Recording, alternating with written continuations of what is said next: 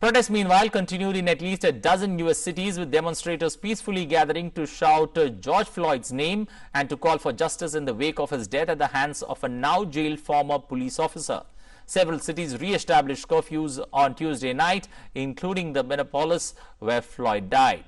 New York City, Philadelphia, and Washington, D.C. too. Curfew is expected to remain in place for a week at many places.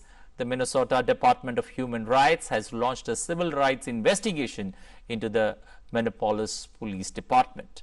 The investigation will look into practices of the department for the last 10 years. So far, only one officer, Derek Chauvin, has been arrested and charged on Friday with 3 degrees of murder and manslaughter.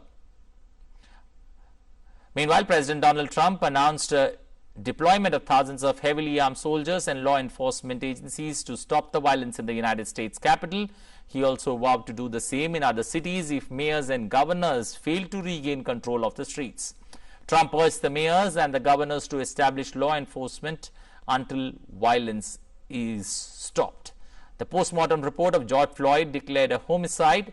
Meanwhile, Trump also made an impromptu visit to the church damaged by riot fires near White House.